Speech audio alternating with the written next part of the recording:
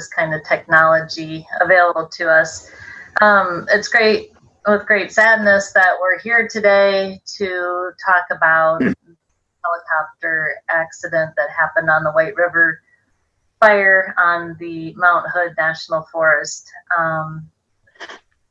We do want to let you know that at this time we won't be having a question and answer session, but we will be providing updates and information to all of you, and I'll talk a little bit about the best places to get that information. This is going to be a joint meeting with the U.S. Forest Service, the Wasco Sheriff's Department, and the incident command team that is on the fire right now. And so I'll do some introductions of the folks that will be speaking today. Just out of respect for the family, I would ask that if you have any media questions, you send those to me, and my information will be on the press release that you've seen.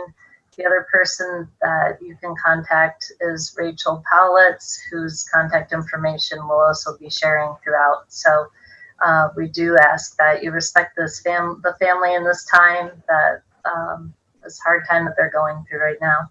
And for safety of firefighters, we ask that you don't go to the incident command post. You won't be able to get any information there, and the incident command post is not open to people as we try to mitigate COVID concerns. So I will say we have very limited information at this time. This was a helicopter accident that happened late yesterday, and it was a helicopter that was working on the fire. We're going to share what information we can share right now, but there's an investigation that has started and will be ongoing. And so that will limit what information we can share. We also want to respect the family as they continue to do family notifications. So we won't be releasing the name of the person involved with the accident, and unfortunately was the fatality.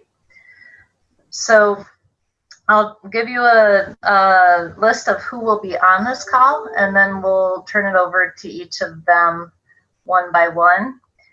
Like I said, we're not going to have a question and answer. We will be using the Wasco County Sheriff's Office Facebook page along with the Mount Hood Facebook page to provide updates. We're hoping to also send out a press release with some more information and updates sometime in the very near future. So we do want to provide the most accurate information that we can. Just if you could be patient with us as we gather what we can to provide that to you. On the call today, we're going to have some representatives from the USDA Forest Service. We'll have Glenn Casamassa, who is the regional forester for the Northwest region of the Forest Service, which includes Washington and Oregon.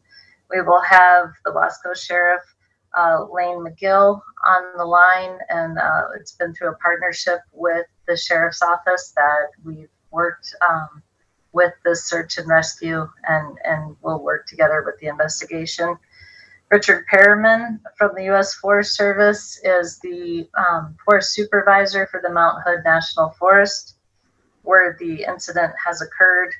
John Giller is our regional office fire and aviation director for the region, and Brian Goff is the incident commander for the Northwest Incident Command Team, who is the incident command team that's the team on the ground working with the White River fire. So I'm going to go ahead and turn it over to Glenn Casamassa, our regional forester, for his remarks. Thank you, Suzanne, and good morning, everybody. Just have a brief opening statement that I'll make and then turn it over to Lane. Yesterday, we lost a member of our firefighting family in a tragic helicopter crash on the Mount Hood National Forest. On behalf of the U.S. Forest Service, we convey our deepest sympathies to the family, the incident management team, firefighters, friends, and emergency responders that were involved in this. The courage to selflessly protect lives and property are respected and admired, and are always respected and admired. Their ultimate sacrifice will not be forgotten. We honor, we remember, we support the families and their loved ones, and we reaffirm that we are a community and that the family is part of the firefighting family as well. With that, I'll turn it over to Lane. Thank you, Glenn. I hope everybody can hear me okay. My name is Lane McGill. I'm the Wasco County Sheriff. First, I want to express my deepest sympathy to the family and all the individuals that were involved with this tragic incident on the Mount Hood National Forest. And as the sheriff and a member of public safety, it's important to note that we don't ever forget those people that are protecting our public lands and are on the front lines for us and our local communities. I can confirm that the deceased individual is a white male adult who was working for a private company contracted to the U.S. Forest Service out of Bozeman, Montana. But as noted earlier, that the name of the victim or the deceased will not be released in this case out of respect for the family. I do want to make a special note that this Zoom press conference is the only location for a press conference. Our agency won't be having any press conferences in the future. However, if you need any kind of future details as this evolves and moves forward, you can log on to the Wasco County Sheriff's Office or the Mount Hood National Forest Facebook pages for any future updates.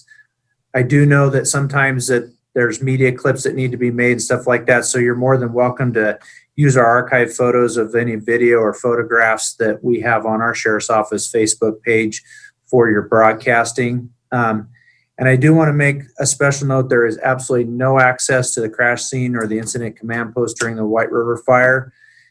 Please consider this as an ongoing investigation, and we're working side by side with our federal partners to include the NTSB, FAA, and U.S. Forest Service to complete the investigation in a very timely and efficient manner. And one other thing too is that for the safety of citizens and firefighters, there's a full road closure in the area and no access will be allowed at any time. But once again, we'll try to keep everybody updated as this incident and the investigations continue, but we'll try to put that through our Facebook pages as well. Thank you very much, and I'll pass it on to the next person. Good morning, everyone. This is Richard Perriman, Forest Supervisor in Mount Hood National Forest. And on behalf of the Mount Hood National Forest, I want to express my sympathy. And I'm so sorry we're sharing this sad news. There was a fatality on the White River fire last evening. The pilot and family are in our thoughts and prayers. Also, I wanted to say the White River fire is ongoing, and I want to thank the firefighters, the incident management team, and Mount Hood employees for the dedication to continuing to do a great job on this fire and to deal with this tragedy as well. I'm grateful for their continued professionalism, their ethics, and their kindness during this time. Thank you. I'll pass it on to the next person.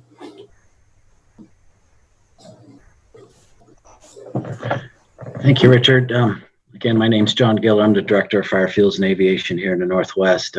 So I wanted to just give a quick update on where we are nationally with the fire situation here, and then I'll let Brian Goff, the incident commander, speak specifically to his fire there.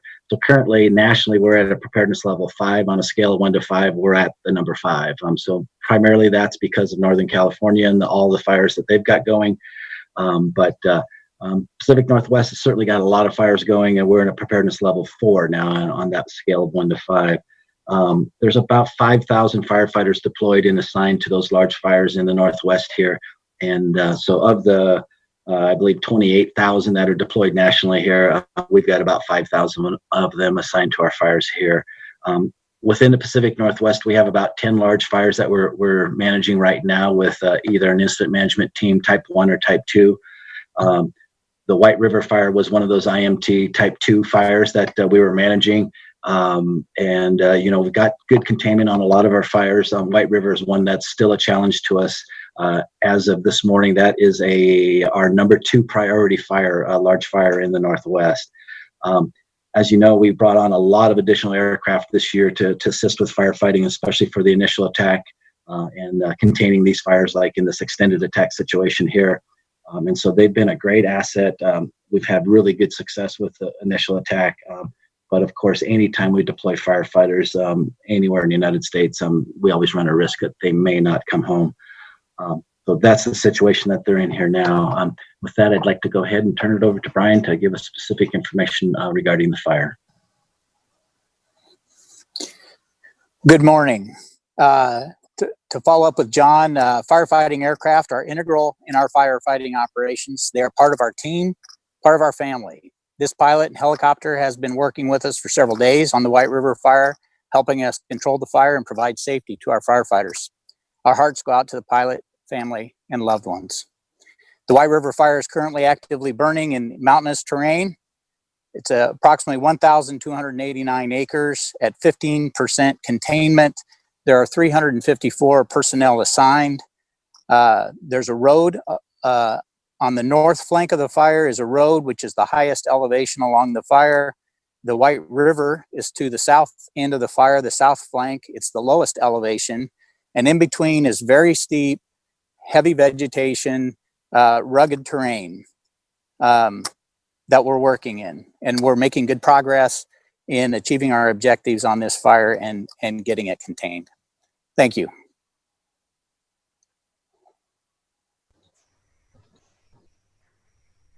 Thanks to everybody who was able to join to speak today. And I just wanted to reiterate a couple of things. And one is, I think it goes without saying, but this kind of news is never easy.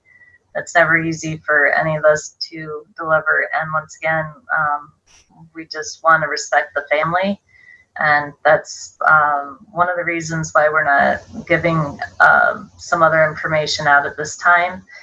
It is an ongoing investigation. As we have the information, we are going to be sharing that. We want to keep you all, our friends in the media, updated as much as we can. So just as I mentioned, be patient with us, and we will provide you with updated information as we have it and we can release it. So look to those Facebook pages. Also, we'll get a press release out, and I can be your person to contact. I'm just going to say my email. Most of you have my information, but it's Suzanne, SUZANNE, Flory, FLORY, at USDA.gov. And with that, we'll close this media briefing for the day. We will look to the interest from the media to decide if we need to have another media briefing in the next day or two. So if that's of interest to you, just reach out and let me know. Thank you, everybody. Take care. Be safe.